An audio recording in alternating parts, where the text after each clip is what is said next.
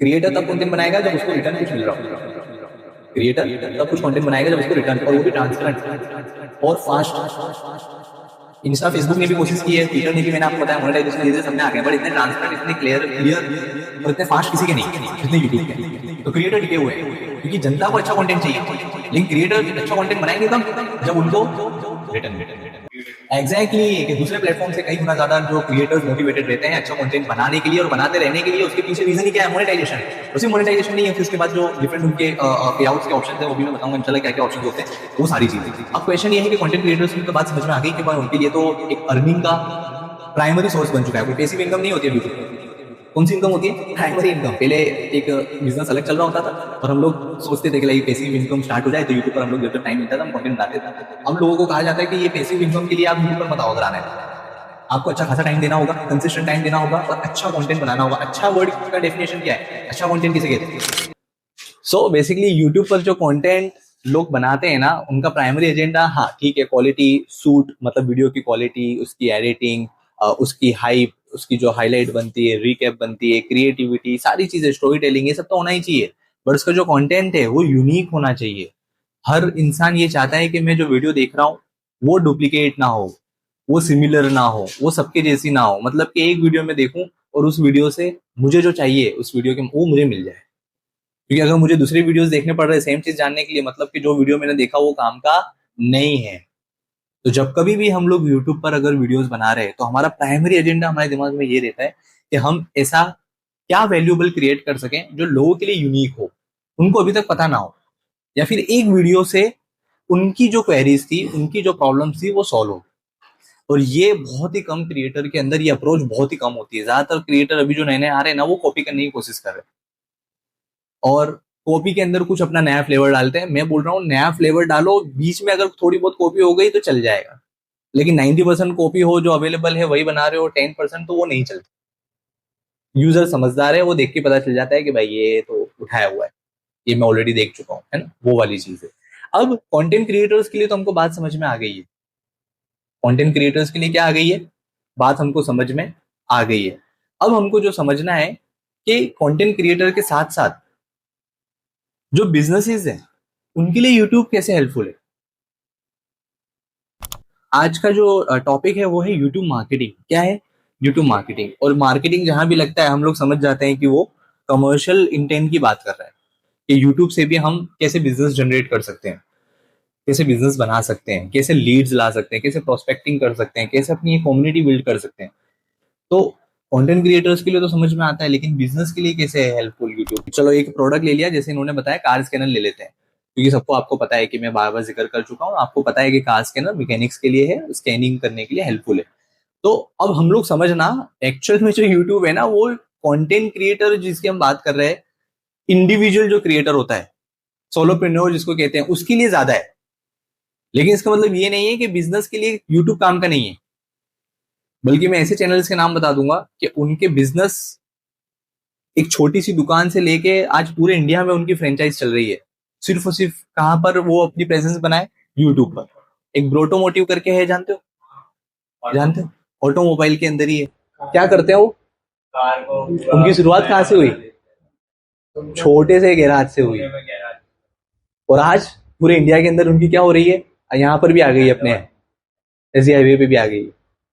तो ये सब क्या, और उनका जो उनका इन्फ्लुएंस, उनका एंगेजमेंट और ट्रस्ट जो है लोगों का उन पर, बहुत जबरदस्त तरीके से। मतलब कि उन्होंने कंपटीशन, बोले कंपटीशन क्या होता है?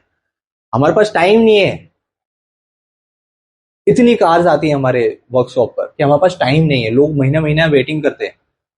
तो ये वो लोग हैं जो बेसिकली कंपटीशन का हिस्सा ही नहीं है। और मैं भी अपने स्टूडेंट्स को या फिर मेरे क्लाइंट्स को जब भी कंसल्टिंग कर रहा होता हूँ ना, तो ये अप्रोच पर बहुत ज्यादा ध्यान देता हूँ कि आप कंपटीशन की बात ही मत करो बार बार। हम यहाँ पर तैयारी कर रहे हैं कि हम कंपटीशन से हमको फर्क ना पड़े, ऐसा क्या कर सकते हैं कि कंपटीशन अपना करता रहे, लेकिन हम अपनी एक जो आइडेंटिटी ऐसी कैसे बिल्ड कर दें कि हमको इम्पैक्ट ही ना हो कि कॉम्पिटिटर्स क्या कर रहे हैं। उस प्रोडक्ट को या उस सर्विसेज को किस तरीके से डिलीवर करते हो, और क्या एक्सपीरियंस आपकी ऑडियंस को आप शेयर करते हो, या कैसे इमोशनली अपनी ऑडियंस को आपकी स्टोरी के साथ कनेक्ट करते हो, वो बेसिकली आपको डिफरेंशिएट करता है। प्रोडक्ट अलग नहीं होता ज्यादा, बहुत ही रेयर ही ऐसे केसेस होंगे जिसमें कुछ प्रोडक्ट ही कुछ ऐसा नया आ गया। अब वर्कशॉप्स है, उसका ऑटोमोटिव में वर्कशॉप, अब इंडिया में भी सभी वर्कशॉप्स लेके बैठे हैं। वो जो चीज कर रहे हैं कहीं और भी हो ही रही है, जहां जहां भी उनकी नहीं है वर्कशॉप, तो क्या वहां के कार वालों का काम नहीं निकल रहा है? हो रहा है ना अच्छे से। लेकिन जहां पर उनकी आ जा रही है, लोगों की प्रायोरिटी क्या बन जा रही है, खासकर जिनकी प्रीमियम कार्स है, कि यहीं जाना पड़े। तो मैं उस चीज की बात कर रहा हूं कि यूनिक प्रोडक्ट नहीं, वो प्रोडक्ट या सर्विसेज को यूनिक तरीके से डिलीवर कर पा रहे हैं कि नहीं, और डिलीवर करने के दौरान क्या एक्सपीरियंस ऐसा बिल्ड कर रहे हैं, क्या ऐसी मेमोरीज बना रहे हैं, या कैसे इमोशनली अपनी ऑडियंस को कनेक्ट कर रहे हैं कि ऑडियंस को ये फील करा दिया कि भाई ठीक है, ज्यादा पैसा हम ले रहे हैं लेकिन हम आपको ये चीजें दे रहे हैं जो दूसरी जगह नहीं मिलती। इस चीज की बात की जा रही है। और जो मैं परसेप्शन आइडेंटिटी की जो हमने शुरुआत में बात की थी, वो मुझे लगता नहीं है कि हाँ आप लोग मुंडी हिला हिला के तो बोल देते हैं, लेकिन वो बहुत डीप बात है। जो परसेप्शन की हम बात कर रहे हैं कि जितने भी हमने एग्जांपल्स देखे ना, ये एक ही चीज को करोड़ों बार बोल चुके हैं, एक ही चीज को बहुत बार बोल चुके हैं, और इतनी बार बोल चुके हैं कि बस उनका नाम आए ना, तो जो परसेप्शन है वो साथ में आना चाहिए। नाम आए तो परसेप्शन साथ में आना चाहिए, तब उन्होंने बाजी मारी है, वरना वो बाजी नहीं मार सकते। क्योंकि हमारा सबसे बड़ा चैलेंज ही किसी भी बिजनेस एज अ कंसल्टेंट में बता रहा हूँ कि उसकी कोई यूएसपी है लेकिन हम लोगों के दिमाग में बिठा नहीं पा रहे, तो हम फेल है। सेल स्ट्रेटेजी पूरी चीज ही अलग है। कई बिजनेस ऐसे होते हैं जिनका परसेप्शन से कोई मतलब नहीं है, उनकी बिजनेस में मोनोपोली है, तो उनको चूज करना पड़ता है, लोग उन्हीं से ही खरीदते हैं। लेकिन आने वाले 4-5 साल में आप देखोगे मोनोपोली के नाम से कोई चीज रहेगी नहीं, और वो चीज अभी से दिखना शुरू हो गई है। ओपन मार्केट हो चुका है पूरा, मोनोपोली वोनोपोली कुछ नहीं होती, अब सिर्फ ब्रांड टिकती है। क्या टिकती है भाई? ब्रांड टिके हुए थे। तो ये जो हम ब्रांड की बात कर रहे हैं, यूनिक आइडेंटिटी की बात कर रहे हैं, तो हमने ब्रांड में ये भी समझा था कि वो बिजनेस की भी होती है, वो इंसानों की भी होती है। तो यूट्यूब पर अगर हम लोग इसको रिडायरेक्ट करें, उसको कनेक्ट करने की कोशिश करें कि सारा डिस्कशन शुरू क्यों हुआ, तो कहने का मकसद सिर्फ और सिर्फ इतना है कि आप जो परसेप्शन बिल्ड करते हैं, जो ऑटोमोटिव की मैंने बात की कि ऑटोमोबाइल चैनल है, आप एक बार देखना जाकर, तो वो बेसिकली उसमें ये बात नहीं कर रहे कि सेल्स की बात ही नहीं करते यार। वो तो कभी उन्होंने ये कहा ही नहीं है कि अगर आपकी भी गाड़ी में ये प्रॉब्लम हो तो हमारा ये वर्कशॉप है, एड्रेस है नीचे डिस्क्रिप्शन में दिया हुआ है। कभी मैंने तो नहीं सुना, कभी बात ही नहीं की उन्होंने। वो सिर्फ क्या कर रहे हैं पता है? ट्रांसपेरेंसी रिकॉर्ड कर रहे हैं, डॉक्यूमेंट कर रहे हैं और लोगों के साथ शेयर कर रहे हैं कि उनकी कार के साथ क्या होता है ना वर्कशॉप में, वो लोगों को बता रहे हैं। क्योंकि प्रीमियम कार कौन सी कार है, और ये कोई नहीं बताना चाहता, ये कोई भी नहीं बताना चाह रहा है कि हम तुम्हारी कार के साथ क्या कर रहे हैं। क्योंकि बता दिया अगर ट्रांसपेरेंसी के साथ, तो ये लोग क्या कर रहे हैं कि एक्चुअल में लोगों को अवेयर कर रहे हैं, एजुकेट कर रहे हैं, और लोगों का वो ट्रस्ट जीत लिया। जो दूसरे वर्कशॉप्स फेल हो गए वो ट्रस्ट जीतने में, क्योंकि वो नहीं बताते। क्योंकि चार्जेस जब हम लोग कार लेने जाते हैं और जो हमारा बिल सामने आता है, तो हम लोग क्वेश्चन भी नहीं कर सकते, हमको पता ही नहीं है इन्होंने कराया क्या है। लेकिन ये लोग क्या कर रहे हैं, कंसिस्टेंट हर रोज, हर अल्टरनेट डे में कोई ना कोई वीडियो, कोई ना कोई वीडियो, लोगों को दिखा दिखा कर इतना एजुकेट कर दिया कि उनको पाना पकड़ दे दो, वो खुद भी थोड़ा सा करना स्टार्ट कर देंगे। इतना वो एजुकेट कर रहे हैं लोगों को। लेकिन खुद से नहीं करेंगे लोग, उनको पता है आएंगे तो उनके पास ही। ये समझो कि क्या साइकोलॉजी है कि जहां पर उनको ये बोलने की जरूरत नहीं पड़ रही कि आप हमको चूज करो, आप हमारे पास आओ, लेकिन फिर भी लोग उनके पास आ रहे हैं। अगर ये हमने थोड़ा डीप में जाकर अगर समझने की कोशिश कर ली कि लोग फिर भी उनको क्यों चूज कर रहे हैं, तो उसके पीछे का रीजन यही है, परसेप्शन, और कुछ नहीं है। और इसी पे ही हमको क्वेश्चन करना चाहिए कि वो परसेप्शन ही खींच कर ला रहा है लोगों को उनके पास। और सेम चीज अप्लाई होती है यूट्यूब पर। जिस कंटेंट क्रिएटर को हम बार बार देखते हैं ना, उसका कोई ना कोई परसेप्शन है हमारे दिमाग में, तभी देखते हैं। सबसे पॉपुलर एग्जांपल जैसे अभी एजुकेशन में कौन है? खान सर। अब जैसे खान सर का ही ले लो, खान सर के कंसिस्टेंट व्यूज क्यों आते हैं हर वीडियो के ऊपर? बस के लोगों को बस ये फील करा दो मैं आपसे अलग नहीं हूं, मैं आपके जैसा ही हूं। मतलब कि खान सर की जो कम्युनिकेशन है उसको ऑब्जर्व करो आप। जिन ऑडियंस को, ठीक है पूरे इंडिया से लोग देख रहे हैं, लेकिन उनके जो कोचिंग चल रहे हैं झारखंड बिहार वहां बाजू, वहां की जो ऑडियंस को जो लैंग्वेज पसंद है ना, उनको जो जोक्स पसंद है, जिसपे वो हंसते हैं, जिनसे वो कनेक्ट करते हैं, वो खान सर से अच्छा किसी के पास नहीं है उस रीजन के अंदर। और वी एज ए इंडियन, वहां की जो टोन है, वहां का जो एक्सेंट है, उसको हम इंजॉय करते हैं, इसलिए हम देखते हैं। जो चीज सिखाने की कोशिश कर रहे हैं ना, वो हजारों वीडियोस में अवेलेबल है, लेकिन हम वो चूज नहीं करते। हम क्यों खान सर को चूज कर रहे हैं? कनेक्शन बिल्ड हो रहा है। और एक परसेप्शन हमारे दिमाग में क्या है कि भाई वो तो खेल लगाते हुए पढ़ाते हैं, जोक्स भी क्रैक करते रहते हैं, कॉम्प्लेक्स चीजों को बहुत आसान तरीके से, ये परसेप्शन उन्होंने बिल्ड कर दिया, इसलिए वो उनका कोई कंपटीशन ही नहीं है। ध्रुव राठी, चलो बताओ, उसको उसकी भी कंसिस्टेंट व्यूज है, उसकी क्या परसेप्शन है लोगों के दिमाग में, उसके उस सब्जेक्ट पर दिए हुए ओपिनियंस लोगों को पसंद है और लॉजिकल होते हैं। वीडियो में फैक्ट सभी शेयर कर रहे हैं, लेकिन उस फैक्ट के ऊपर जो अपनी राय देता है, अपना पॉइंट ऑफ व्यू बताता है, वो एक नई डायरेक्शन देता है देखने वालों को, और इन्फ्लुएंस करता है। क्या करता है? यूथ को इन्फ्लुएंस करता है। ये बताता है कि आप लोग सिर्फ इंफॉर्मेशन गैदर मत करो, इस वीडियो के माध्यम से आपको क्या मिल रहा है, आपको कैसे सोचना चाहिए या क्या करना चाहिए, कोर्स ऑफ एक्शन भी बताता है। बात समझने की कोशिश करो कि क्या हम सिर्फ न्यूज डिलीवर कर रहे हैं, कि हम एक ऐसी कम्युनिटी को बिल्ड करने की कोशिश कर रहे हैं जो कि क्या है, अवेयर है, और जिसको एग्री टू डिसएग्री होना आता है, अपनी राय रखना आता है, तो वो अपने ओपिनियंस देता है। देखना वीडियो के लास्ट में एक ओपिनियन हैशटैग करके आ जाएगा, और वहां पर सिर्फ 2 मिनट 3 मिनट वो अपना ओपिनियन ही दे रहा होगा। नहीं करते दूसरे क्रिएटर ऐसा। क्यों नहीं करते? ओपिनियन होगा तो देंगे ना। एग्जैक्टली exactly, वो फैक्ट्स बताते हैं। क्या बताते हैं? फैक्ट्स। उनका ओपिनियन नहीं है फिलहाल, और वो अगर होगा भी तो वो रखना नहीं चाहेंगे, वो वाली चीज है। लेकिन वो खुलकर क्या करता है? रखता है, इसलिए अलग है। मतलब कोई भी क्रिएटर ले लो आप, अगर डीपली आप उसको रिव्यू करोगे कि भाई इसकी यूनिक आइडेंटिटी क्यों है, तो जो चीज वो डिलीवर कर रहा है, ऐसा नहीं है कि दूसरे क्रिएटर के पास नहीं है, लेकिन उसकी खुद की अपनी एक इमेज है। घबराने वाली बात नहीं है। हम लोग बात ये कर रहे हैं कि ये जो प्लेटफॉर्म है ना, ये प्लेटफॉर्म आप सभी के लिए इतना इंपॉर्टेंट है कि हम सिर्फ कंज्यूमर बन के ना रहें। हम किस तरीके का कंज्यूमर? कंटेंट को हम सिर्फ क्या करते हैं? कंज्यूम करते हैं, सिर्फ सुनते हैं, देखते हैं, फॉलो करते हैं, जो कि अच्छी बात है। इंफॉर्मेशन चाहिए, नॉलेज चाहिए, लेना चाहिए। लेकिन एज अ पर्सनल ब्रांड या फिर बिजनेस के एतबार से यूट्यूब आपके लिए लाइफ चेंजिंग हो सकता है। और अभी भी मेरे जो बिजनेसेस है ना, लिटरली मैं बता रहा हूँ कि लाइक, अगर हम कंपेयर करें इंस्टा फेसबुक से आने वाली लीड्स और यूट्यूब से आने वाली लीड्स, मैं इनबाउंड की बात कर रहा हूँ, यूट्यूब से कम आएंगी लेकिन क्वालिटी लीड्स होंगी। यूट्यूब से कम आएंगी लेकिन क्या होंगी? मतलब यहाँ 50 और यहाँ 5, लेकिन 5 में से 3 4 कन्वर्ट हो रहे हैं, और वहां 50 में भी घूम फिर के नंबर तो उतना ही आ रहा है, 3 का 2 का 1 का कन्वर्जन इतना नहीं होता। तो जो समझदार है उसको पता है किस पे वर्क करना है। अब कैसे आ रही है 5 लीड्स भी यूट्यूब पर, कैसे ब्रांड बिल्ड होती है, कैसे वहां से लीड्स आती है, बिजनेस को क्या करना चाहिए, उसको थोड़ा समझते हैं। तो यूट्यूब जो चलता है ना, वो चलता है ट्रस्ट के ऊपर। यूट्यूब का एक वाहिद मोटो, मतलब जो मैंने बताया था आपको स्टार्टिंग में भी, कि ये जो यूट्यूब जो ऐप है उसकी शुरुआत ही हुई थी 2 पर्पस के लिए। पहला एंटरटेनमेंट, दूसरा एजुकेशन, लॉन्ग फॉर्म वीडियो के माध्यम से।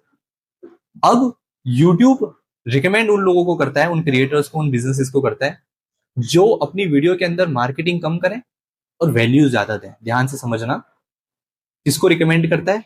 लिख लो कि मार्केटिंग कम करें और वैल्यूज ज्यादा दें। वैल्यूज ज्यादा देने का मतलब होता है जनता को ज्यादा से ज्यादा फायदा पहुंचाएं।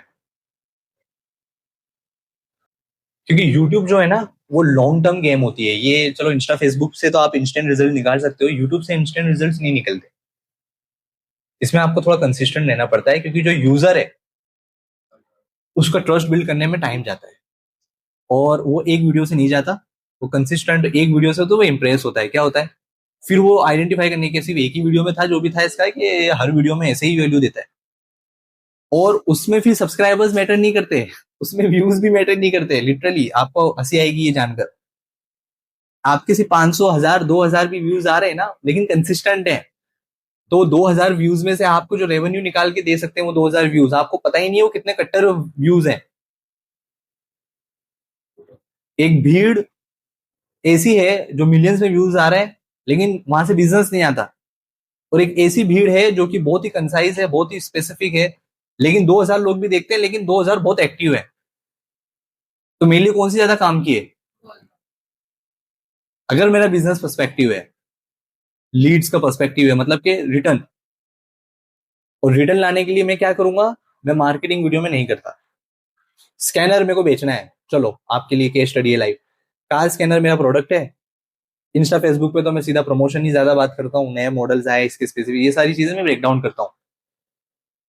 अब मैं यूट्यूब पर आ गया, क्योंकि मुझे पता है कि भाई यूट्यूब पर बहुत ही सीरियस ऑडियंस है, लिटरली बहुत ही सीरियस। और वहां एक बार अगर आपने आपके सब्सक्राइबर्स का या आपके व्यूअर्स का अगर ट्रस्ट जीत लिया, तो वो आपको छोड़ के कहीं नहीं जाएंगे।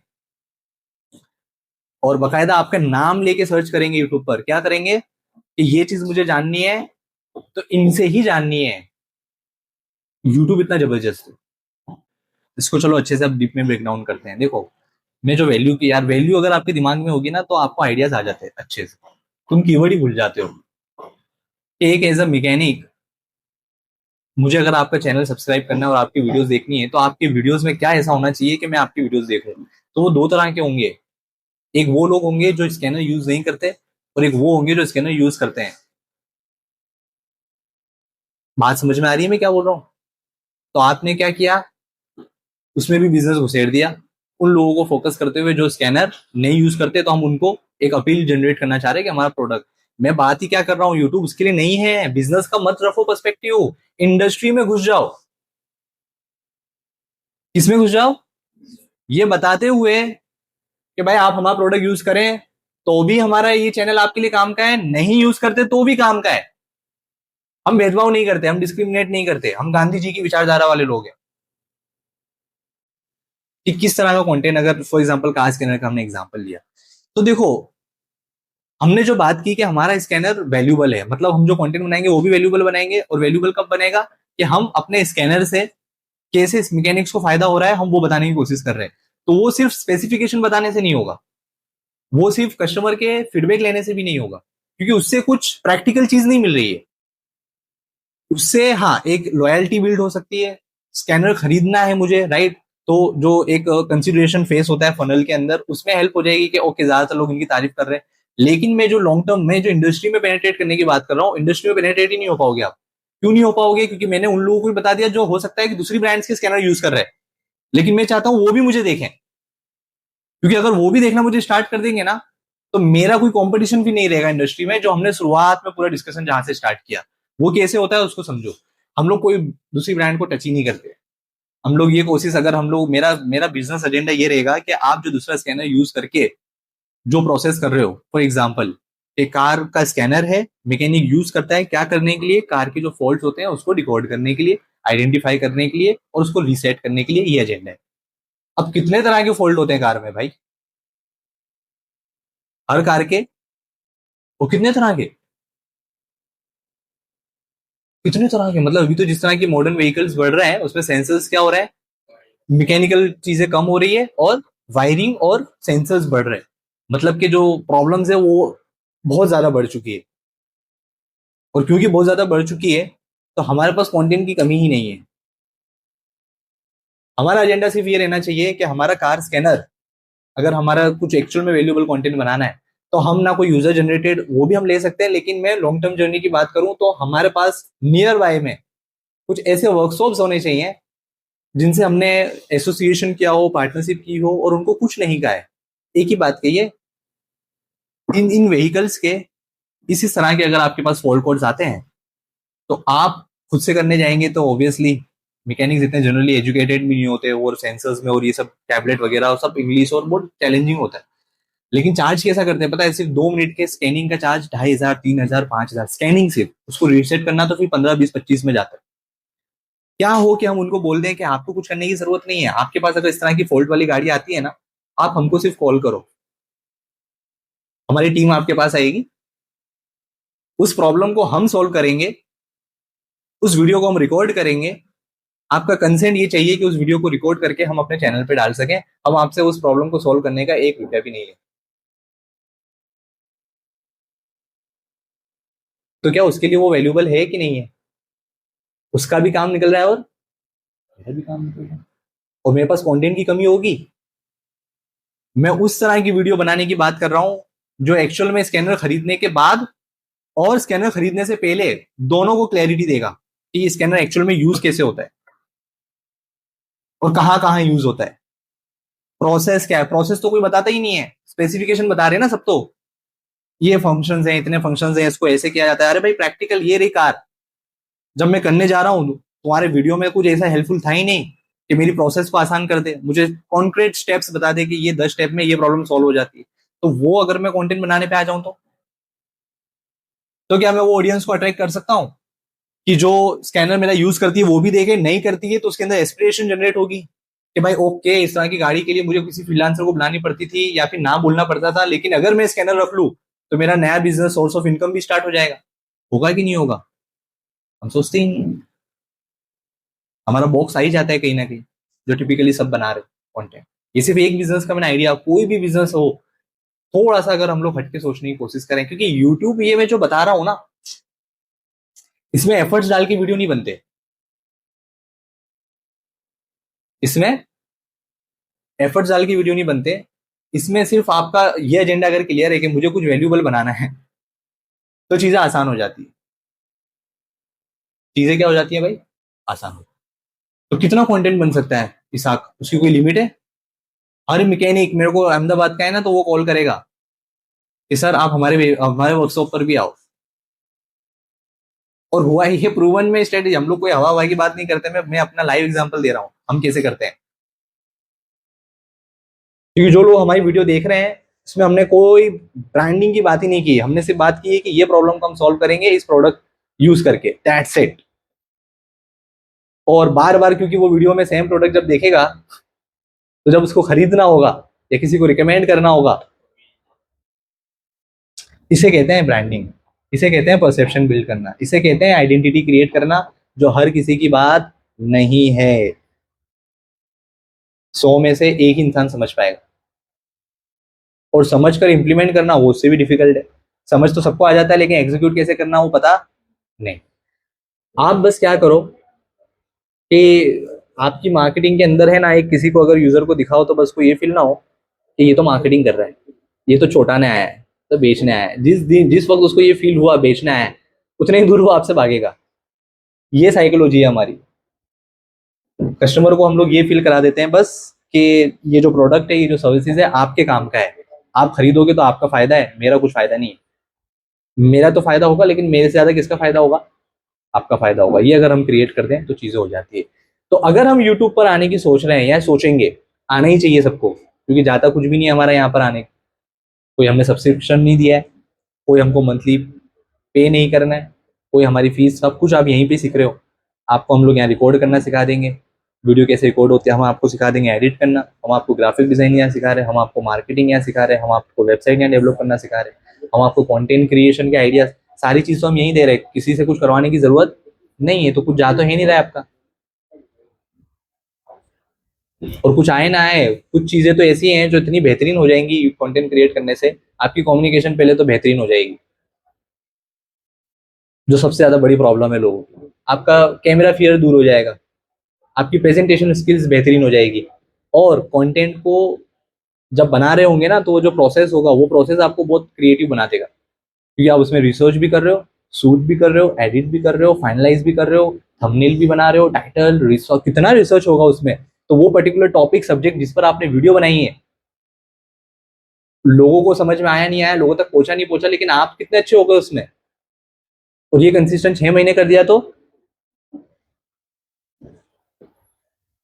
कितने लोग मैं जानता हूँ पर्सनली जो है ना, पब्लिक नहीं करते वीडियो, उनकी प्लेलिस्ट अनलिस्टेड जो होते हैं वीडियोस, उसमें कितने ही वीडियो पड़े हुए हैं, 400 बना बना के डाल रहे हैं। बोले सर पब्लिश करने के लिए नहीं, लेकिन जो कंटेंट क्रिएशन है बस वो जर्नी हमको फॉलो करनी है।